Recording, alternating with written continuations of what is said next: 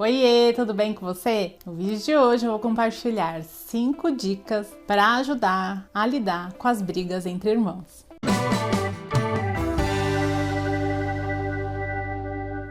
Quem tem mais de um filho sabe o quanto é comum briga entre irmãos, independente da diferença de faixa etária. Aqui em casa eu tenho a diferença de 5 anos entre o pequeno e o mais velho, e essas brigas elas acontecem, elas demoraram um pouco mais para começar, mas elas começaram aí depois dos 2 anos do pequeno, e elas acontecem no dia a dia. É importante entender qual é a mecânica que a gente tem por trás dessas brigas. Então por que as crianças brigam? Eles estão disputando a atenção dos pais. E muitas vezes a forma de chamar a atenção é com a briga. Ela percebe, e inconscientemente, claro, nada de propósito, que com a briga ela tem essa atenção negativa dos pais. E isso se torna um ciclo vicioso. Quanto mais atenção esses pais dão nesse momento da briga e menos enchem o potinho da atenção em um momento positivo, mais briga acontece para que essa atenção seja gerada. Esse problema ele aumenta muito quando a gente tem os pais colocando os irmãos como vítima e como culpado, né? Um é culpado, o outro é vítima de alguma reação, e isso intensifica ainda mais. Mas não fazer isso na prática acaba sendo muito difícil, porque esses filhos não vêm com manual, né? Junto com as emoções dos filhos tem as emoções dos pais, e para ajudar nessa questão eu trouxe aqui 5 dicas com base na minha experiência e com base na conversa com psicopedagoga, psicólogo, pedagogo da área, de como agir, né, e qual a melhor forma para conduzir com irmãos, para que o ambiente seja o mais harmonioso possível e que a gente não fique dentro desse ciclo vicioso da briga. Então vamos lá! Primeira dica: tire tempo exclusivo com cada uma das crianças e sinalize para essa criança que aquele tempo é só você com ela, né? Então é importante que os pais, tanto pai quanto mãe, façam isso com cada um dos filhos, porque ao encher o potinho da atenção, né, ao promover a atenção para cada uma dessas crianças, eles estão com a sensação de pertencimento muito mais ok, eles não buscam por atenção porque isso já foi sanado, e a chance de ter briga para disputar por atenção dos pais, ela diminui.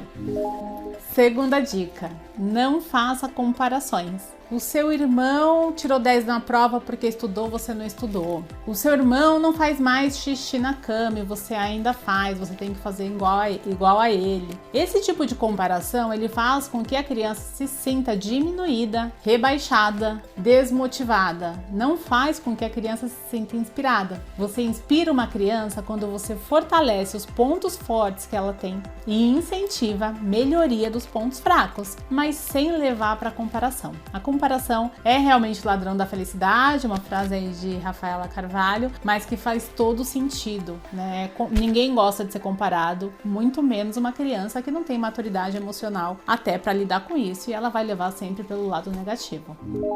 Terceira dica, e eu uso muito ela aqui, não interfira na briga das crianças se não houver realmente necessidade. Não na briga, na relação. Muitas vezes eles estão conversando e aquela conversa começa com uma discórdia e você já entra no meio da relação e fala: o que tá acontecendo? Por que você fez isso? Por que você fez aquilo? Você já entra como juiz e julgador de toda a situação e já condena alguém, né? E coloca alguém de vítima dentro da relação. Isso faz com que a criança ela continue nesse ciclo, né? Dessa provocação para chamar sua atenção e ganhar sua intervenção. Aqui é importante dizer que é inconsciente, ninguém faz isso de propósito, a criança não tem, né, essa consciência para fazer isso de propósito, mas inconscientemente isso acontece, né? Então você vai estar alimentando o potinho negativo ali da atenção, e também você não deixa com que a criança afine relacionamento com o irmão, né? Você não dá a oportunidade, você está sempre interferindo e classificando essas crianças de certa forma, colocando uma contra a outra. Claro que é importante lembrar que se tiver agressão física, se tiver qualquer coisa que machuque, que coloque em risco essas crianças, essa intervenção ela deve acontecer o quanto antes.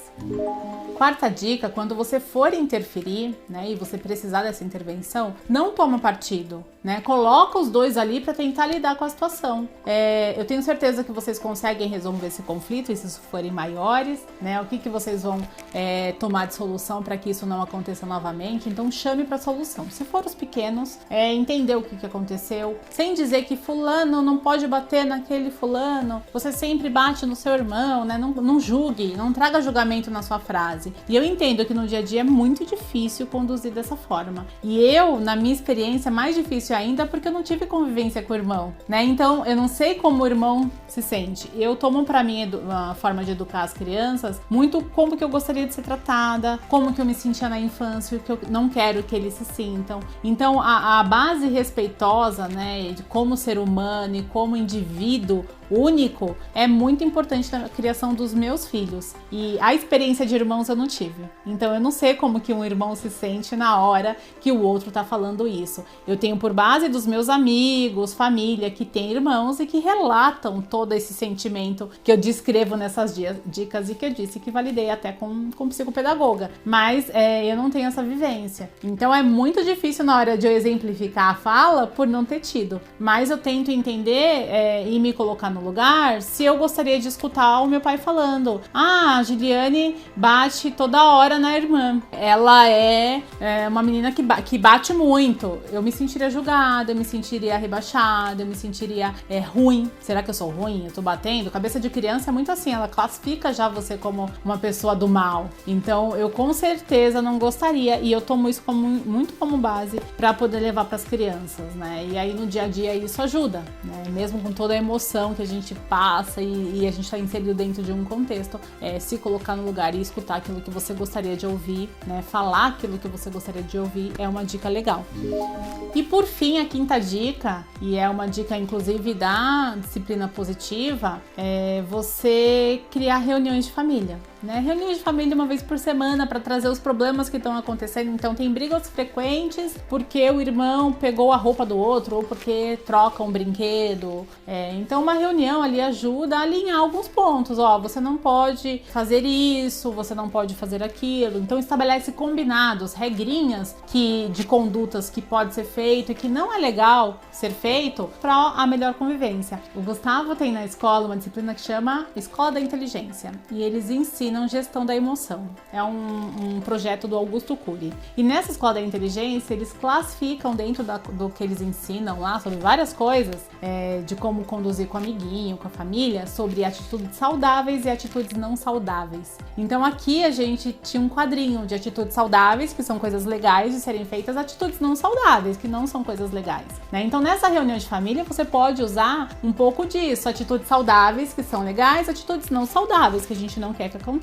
E estabelecer esses combinados para que essas brigas sejam minimizadas. Eram essas as dicas que eu queria dividir com vocês. São 5 dicas bem práticas, bem do dia a dia de família, que tem mais de uma criança, né, que tem irmãos aí, e que é normal ter briga, mas que com certeza a gente precisa estabelecer um ambiente saudável, né? E aqui eu coloco o limite de que assim, irmãos não se batem, a agressão não faz parte de uma relação saudável de ser humano. Então eu trago algumas frases que a gente sabe que no dia a dia acontece nas casas, mas que a gente não pode normalizar, né? A gente tem que pregar pelo ambiente saudável, ambiente sem agressão, porque é o que a gente quer que eles repliquem na vida, né? O ambiente da casa é o que eles serão na vida adulta e é o que eles vão replicar numa comunidade. Então o nosso papel nisso é super importante, é difícil, né? Não é fácil aplicar tudo isso, mas eu espero que as dicas tenham te ajudado. Se quiser deixar nos comentários um pouquinho da sua experiência, o que você achou, se você tem mais alguma coisa que você faz na sua casa que funciona,